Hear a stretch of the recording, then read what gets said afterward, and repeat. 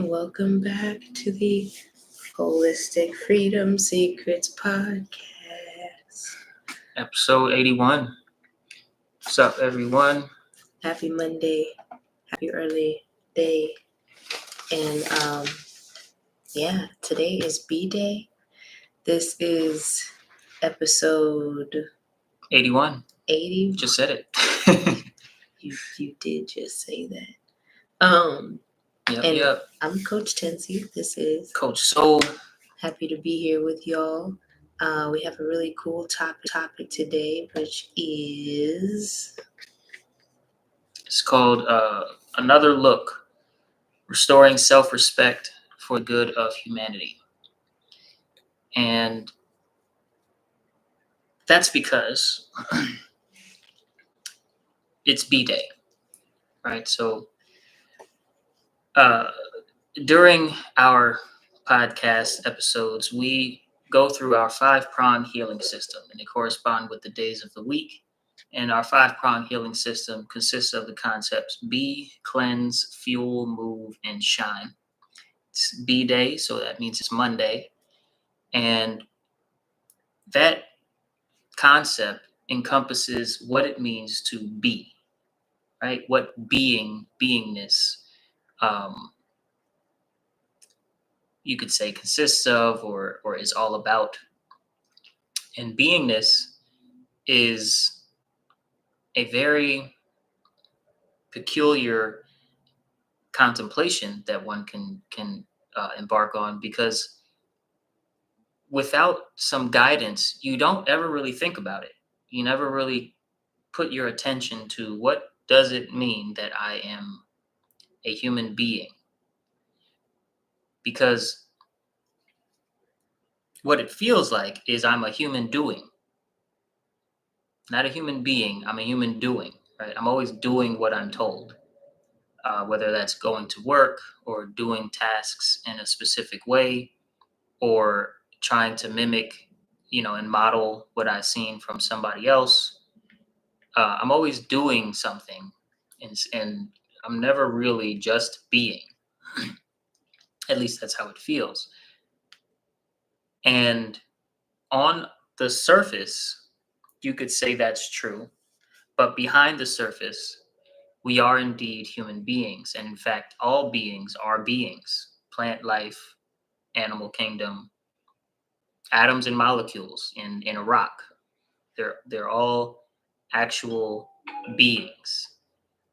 And so B-Day in our 5-prong healing system, or in our podcast, is about discovering again and remembering, giving your soul space to remember what it means to be. And I wanted to start this episode with a continued passage from my book, Culture Control: Why the Love of Money is Objectively the Root of All Evil. Because in this book, I do indeed explain who am I, right? I go into the question, who am I? And this passage is from that section of the book. So listen up. Or did you want to add anything to this B-Day beforehand? Okay, excited. Self-respect must be restored in humanity. I had a recent conversation about why I stopped drinking tap water and sugary drinks with 2 acquaintances and was surprised at their responses. One replied that, quote, "What goes into my body is none of my business. I'm like, I do not care. Just don't tell me what's in it." And the other followed up with, "Yeah, the way I see it, if you're gonna die one day anyway, might as well go out doing whatever you want to do, right? I do not end quote. I do not recommend trying to free yourself from external chains without also freeing yourself from chains that you've been conditioned to put on yourself. developing a desire for true self discovery, meaning discovering your true self, is the most important task facing the vast majority of the human family today, and ever has been for 250,000 years. There simply are no examples, not one, of awakened beings who hold to degenerate notions about their behavior. Society as a whole benefits when individuals embark on a self discovery path. This is because there is, at the innermost level, but one great consciousness connecting all movement. This may be somewhat hard to wrap your mind around, especially if this kind of rhetoric is new to you. But at the highest level, we are all one. That means the more people who awaken to this truth, the easier it becomes for moral cooperation to positively influence our behavior patterns.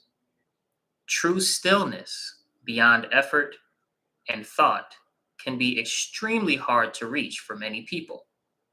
But a glimpse into who you are before your first thought starts speaking reveals a profound truth, which is at the level of the self, there are no desires, no troubles, no mysteries, no aims, no boundaries, no definitions, no phenomena, no qualities, nor properties at all. Yet you are still here.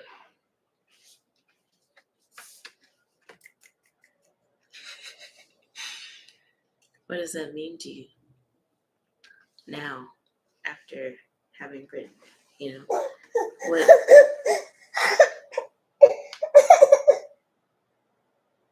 Yeah.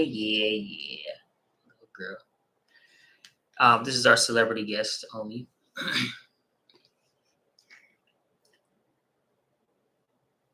Yeah.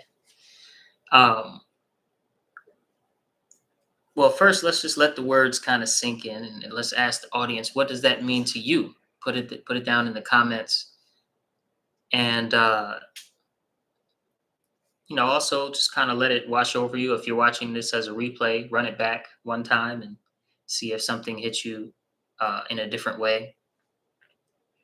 But and I'm guessing, you mean especially that last part, that at the level of the self, there's no aims, there's no desires, there's no thought, there's no movement, there's no boundary, there's no beginning, there's no end, there's no inside, there's no outside, no phenomena, and yet you are still here, right?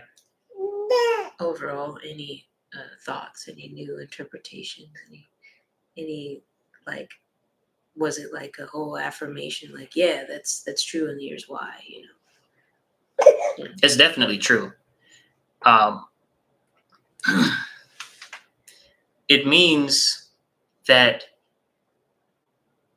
the one great consciousness that we truly are, again, at the highest level, at the innermost level,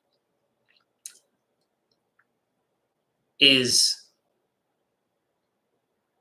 connected to and calling for more connection with all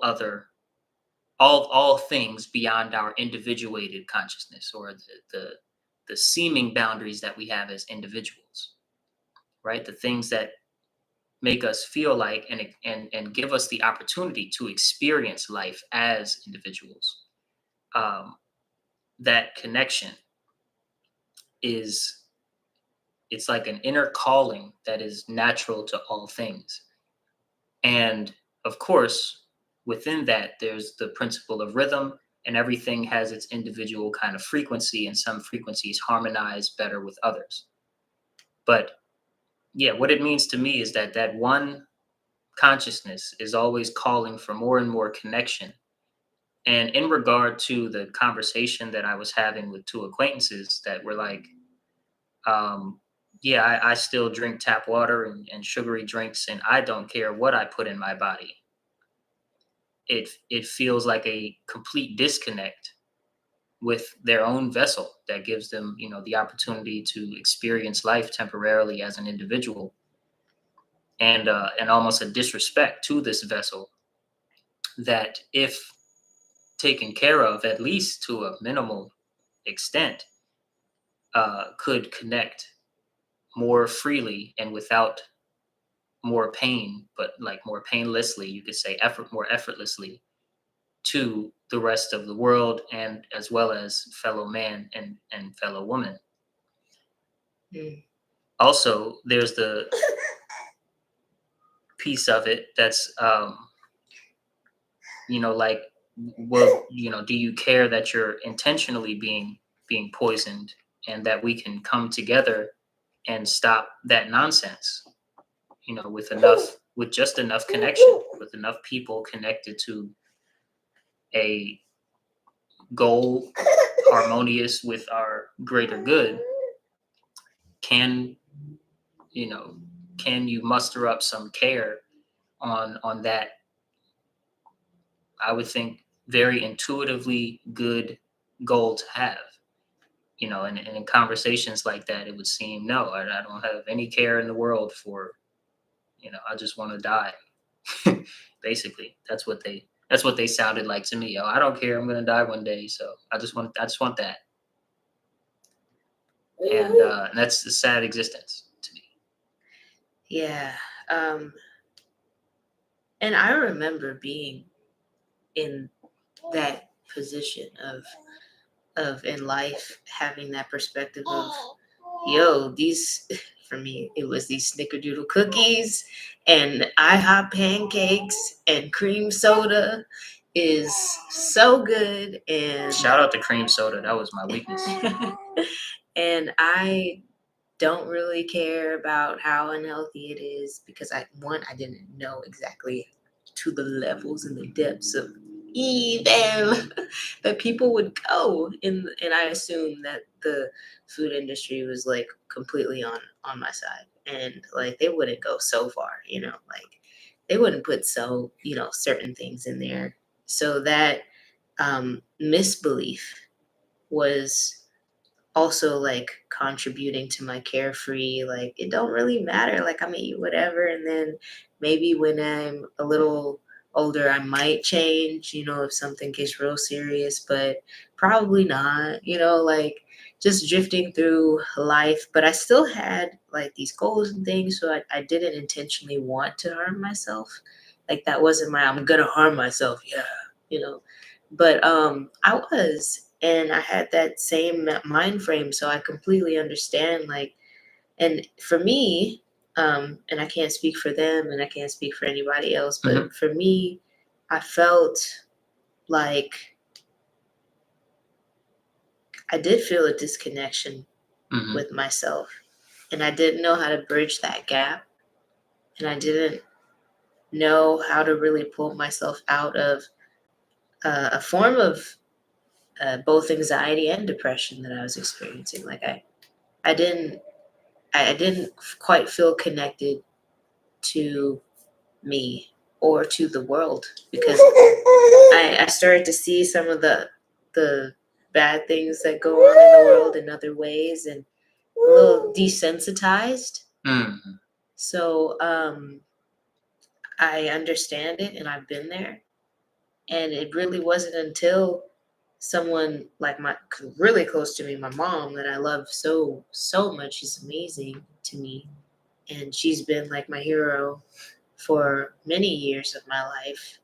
Um, she got really sick, and I started noticing more and more how the Western model of medicine wasn't really trying to heal her, and I got really frustrated and started looking deeper into some of the things that you recommended to us to look at, and doing my own research and her doing her own research, because we built this fire up inside of us in that crisis, a moment of crisis. And I didn't really become serious about health until I was met with a crisis, because I was so numb to life. Yeah, and it is like being numb, and That's one of the reasons why I call this episode self-respect, right? Or centered it around self-respect, because there's the aspect of yourself that's the individuated consciousness that's in this vessel called a body. Do you want a tissue, by the way? Oh, am I leaking? Sounds weird. Excuse me, Am I y'all. leaking? Like an engine. Yeah, I'm trying this new supplement, which is amazing, but it's also like Detoxing everything out. detoxing everything. So I know that just like cleaning out a pipe, the gunk's got to go somewhere. Yeah. And I'm experiencing some of those, just some congestion and things that it's like stuff passing through. So if y'all saw some leakage, excuse me. So self-respect, what it means is to look at yourself again, and you can look at both the individuated self again, meaning take a deeper look at that which you want to change, that which you want to more harmonize with in your behaviors and in your thoughts and even in your feelings, to the extent that you have some control over your feelings. Of course, you don't have complete control over your feelings, but you have a level of control. And that which you are headed towards by your free will choice. Of course, you're headed towards things both in a sort of journey that you don't have control of, and a journey that you do have control of, which is your choices, how you respond to things. And I don't mean in the split second that you have your automatic instinctual response. I mean after a few moments pass and you like choose a response to whatever it is. Those choices is your journey that you have control of, and then there's another journey also happening in your environment that you have no control of. You have no idea what's coming. I'm like, yeah. And taking a deeper look at how you want to structure your choices or who you want to become, so that your choices are more aligned with this version of yourself, this best version of yourself, is one way to reignite self-respect, to take another look. Respect. Re means again. Spectare means look, or to see. So to see yourself again, to see yourself in a new light, is one way. And then there's the respect of the true self that is available for discovery, but not available to change or evolve or upgrade. You cannot do any changes to your true self, as that's just not how it works, right? It would be equivalent in language, at least, to say trying to change God. You're not going to do that. There's nothing to change. There's nothing to change. So exactly, there's nothing there to change. There's taking another look, or seeing, can't say seeing your true self in a new light, but taking another look at, let's say, your connection to your true self, your individuated connection to the all, and being more sincere about your alignment with truth and your alignment with pure awareness of what is, right? And pure awareness of what is never out of peace. And when you connect with your true self and you experience and not just think about peace and bliss and silence and stillness, then you awaken and realize the peace that is yourself, the peace that is lying deep within, that never leaves you. And so developing respect for that, and in your individuated consciousness, being serious about respecting that, as well as just respecting your own individual journeys. And that's what this episode is all about. And that's what the passage in my book is all about when it comes to restoring self-respect in humanity, is restoring respect for the true self and the self-discovery journey, as well as your individual self and your individual journey. So take to the comments, make sure that we know that you're listening and that you enjoy this episode. Also, get yourself a copy of the book. As for YouTube, the link is in the description. For Facebook and Instagram, the link is in the bio. Culture Control: Why the Love of Money is Objectively the Root of All Evil. Get yourself a copy. Get someone that you love a copy. The ebook is now available as well. So if you like ebooks and you want the ebook to come and kind of, have the PDF read to you so that you don't have to keep your eyes on the screen and you can have it on and explore the contents of the book in the background of doing the dishes, that is completely available. You can get that. Also, starting today, big announcement, starting today, the paperback is on discount. You don't have to put a discount code in. It's a promotion that applies to the bookstore itself, the online bookstore, lulu.com itself. So if you go between today and October 31st, Halloween, you can get the book at a discount. So tell your friends, tell your family, go get Culture Control while it's on a discount. And I can't wait to hear in the comments and read in the comments, as well as hear from those of you who have my real life number, how this book has influenced and possibly changed something that you once thought, because that's why I wrote it. I wrote it to influence and positively impact the way that we think and the way that we behave in our human family. Love you guys so, so very much. And we will see you all tomorrow for Cleanse Day. Like the video, share it, comment. Peace out.